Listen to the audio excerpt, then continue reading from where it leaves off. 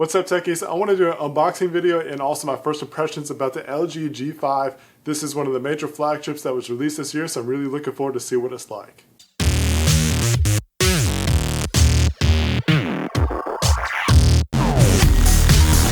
So basically in the box we got our charger, and you can see here the inputs and outputs. It uses USB Type-C. And then of course we got the G5 itself. I'm going to try my best to refrain from actually saying LG G5. I can't stand saying GG back to back. It's just really awkward to me. I really hope that in the future they get rid of that tag. Besides that, let's go ahead and get this plastic wrapping off. And what's kind of neat is, like, if you're a beginner, you got some different diagrams here to kind of tell you where everything is laid out at. We'll go over that ourselves. It's actually relatively bigger than I thought it was going to be because of the different specs that I was looking at. This is the Galaxy S7 Edge, and it doesn't seem too much smaller than it. Just kind of taking a look around the phone before we get it powered up. You get your camera, your LED sensors, and also a secondary camera so that way you can get some different kind of angles and shots. We'll take a look at that later on. This is a fingerprint sensor along with your power button. Now, in the past, LG had actually placed their volume rocker and the power buttons on the back, but this time around you actually have that on the side here. The SIM card and SD card tray is right here. That's where you're going to locate it. And just in case if you didn't know how to do it, you just get your SIM card tool that's provided in the box. And if that doesn't work, you can actually use something just as small as a pin, an earring, or anything like that that'll actually pop the tray open. So what you're going to have is your SIM card on the top and then your SD card here on the bottom. If you do have an extra memory card, you can expand your storage that way. On the top side, you have a headphone jack and also some other sensors. One of the unique things that LG did this time was actually give us a modular design. And what that means is that you got these bottom areas here that actually come out of the phone. That's how you change out your battery, along with other mods such as for your camera and things like that. The way that you're going to do that is you just press this button here, and it kind of releases it. And then you got your battery compartment there. It's definitely a different design. It's definitely a risk that they are taking. We'll see how well it does as far as how the consumer market actually takes it and uses the other modulations for this phone. But it's pretty simple. The release, to me, it doesn't release that well. You kind of have to wiggle it out and then put it back in. Putting it back in is as hard. It just kind of snaps in place. But the release needs to be a little bit better in my opinion. Here in the front you have a front-facing camera, you got your speaker, and then you have your microphone at the bottom with your speaker, and then USB port at the bottom, which is again USB Type-C. Alright, let's go ahead and get our first boot going and see how long it takes, and then also just kind of give an overview about what the phone is like.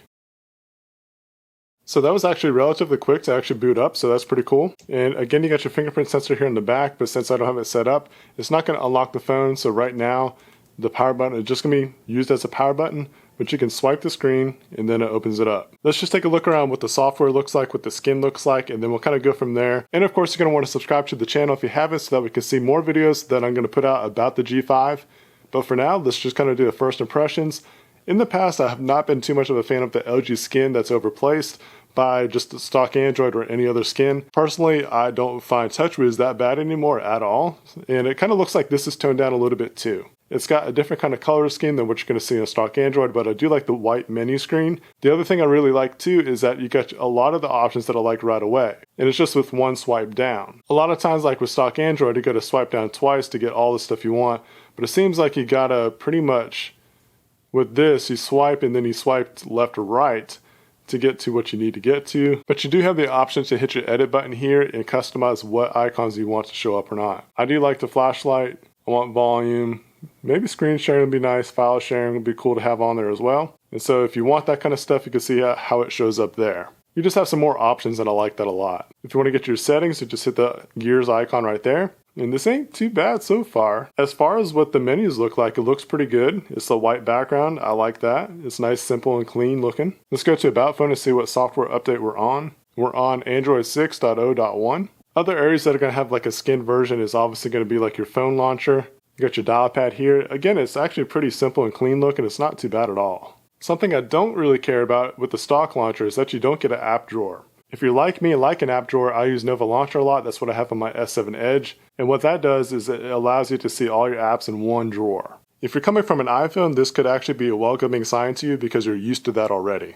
But if you want to get some more apps, you do have some folder options here. So overall, the skin doesn't really look bad. I like it. As I mentioned before, it's kind of simple and clean looking. It's better than what it used to be in the past. Lastly, let's take a look at the camera because I definitely want to try this out. In the past, LG has actually had really outstanding cameras. It basically boils down to what your preferences are. Some people like what the LG G5 produces versus what the Galaxy devices produce or even an iPhone produces. But what I look for is the camera app, and of course the results are important too. I want the app to do everything that a camera can do, whether it's slow-mo, time-lapse, manual options, and all those kind of nice features that you can get. Something like what Samsung does really well with their phones, LG also does well with that. LG was one of the first ones to put a laser focus onto their cameras on their phones, and that's what you see flashing right there. My DSLR picks up that camera sensor right there, and that's why you can see that. To the naked eye, you're actually not going to see it. What that laser focus does is helps you focus really quickly on the subject that you're trying to capture. And if you didn't know, I like to do these subscription box unboxings, and these little figurines that come in those boxes is what I like to use for my camera test.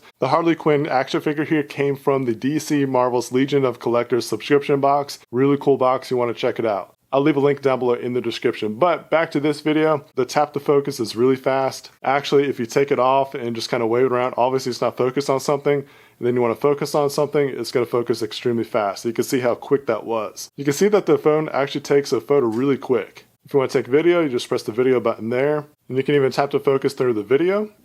If you want to take a photo while shooting video, all you got to do is press that there, and it snaps the picture. You can pause the video, which is a great feature. I do like that feature, and if you're done with the video, just hit stop. Another thing that I like about Android, and it seems like it's getting better and better, is the ease of access of sharing things. So you got this little tab here to where you can share your photos or videos to different apps. The ones that show up here first is your Bluetooth, you got email, Messenger, and YouTube. Now remember I was talking about the two different cameras here. There's a wide angle lens. So when you want to switch to that, all you have to do is press this here, and you can see it switch. You get a much wider lens and it captures a lot more in the picture. That's going to be more ideal for outdoors when you want to capture a lot of different stuff in one photo or video. And it's really easy to toggle back and forth. Right here we've got our mode, which is auto, pop out, multi-view, snap, panorama, time-lapse, and slow-mo. So those are actually really quick and easy access to those kind of features. The ones that I like to get to quicker. You've got your front-facing camera here. What's up, guys? And this little slider here is like what you call your beauty face, to where it kind of touches up the photo or video that you're working on. Then you got your flash options there. Have a menu here. You got manual mode, auto mode, and simple. Got some more settings. Let's check those out. We got our grid, steady hand. Looks like we got some speech recognition, which is nice. We got our timer. Got some different filters you can mess around with. You got auto HDR or off. Then we've got our resolution styles here. So we got HD, Full HD, Ultra HD. You got your different sizes here, your aspect ratios. And that really is pretty simple, but it's got a lot of features in the camera app, so I like that a lot. To get out of the camera app, you're just going to swipe over and hit your home button. The last thing I want to do on this video is to actually set up the fingerprint sensor. I want to see how quick and easy it is to set up, because it is actually one of the features I like to unlock the phone screen with.